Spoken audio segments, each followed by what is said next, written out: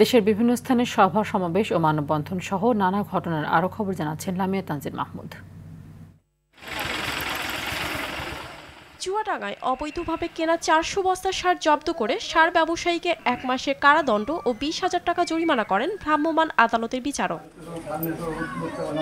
বরিশালের অপসো স্যালাইন ফার্মাসিউটিক্যালসের 5 শতাধিক শ্রমিক ছাঁটাই করার অগণতান্ত্রিক সিদ্ধান্ত বাতিল করার দাবিতে জেলা প্রশাসক কার্যালয়ে অবস্থান করছে শ্রমিক কর্মচারীরা। ব্রেন টিউমারের পরিবর্তে স্ট্রোকের কথা বলে রোগীকে হার্টের রিং পরাতে গিয়ে ভুল চিকিৎসার অভিযোগ উঠেছে রংপুর কমিউনিটি হাসপাতালের চিকিৎসকের বিরুদ্ধে। ব্যবস্থা না নেওয়ায় মানববন্ধন করেছে ভুক্তভোগী পরিবার।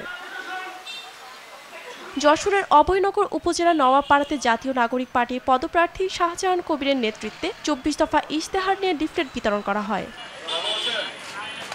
জাকের পার্টির উদ্যোগে শান্তি ও স্থিতিশীলতা আহ্বানে নরসিংদীর চরাঞ্চল করিমপুর কাচারি মাঠে অনুষ্ঠিত হয়েছে জনসভা।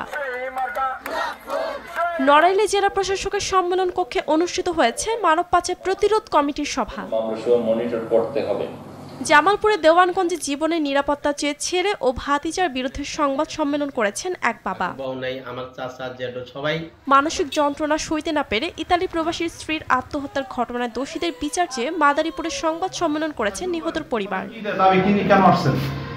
আগুন লাগেনি, তবুও ঘর পোড়ানোর মিথ্যা মামলা। প্রতিবেশীকে বাঁচাতে মানববন্ধন করে নোয়াখালীর হাতিয়ার নিঝুম দ্বীপের এলাকাবাসী। বিসিএস সাধারণ শিক্ষা ক্যাডারের যোগ্য সকল প্রভাষকের সহকারী অধ্যাপক পদে পদোন্নতির জিও জারির দাবিতে মানববন্ধন ও সংবাদ সম্মেলন হয়েছে মানিকগঞ্জে।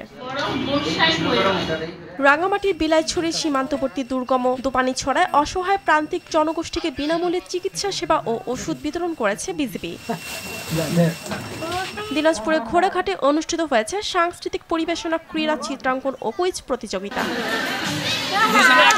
এসব দেশ বদলায় পৃথিবী বদলায় স্লোগানে নেত্রকোনা জেলা প্রশাসন ও জেলা ক্রীড়া সংস্থার আয়োজনে অনুষ্ঠিত হয়েছে জেলা প্রশাসক আন্তঃ উপজেলা গোল্ড কাপ ফুটবল টুর্নামেন্ট 2025-এর শুভ উদ্বোধন।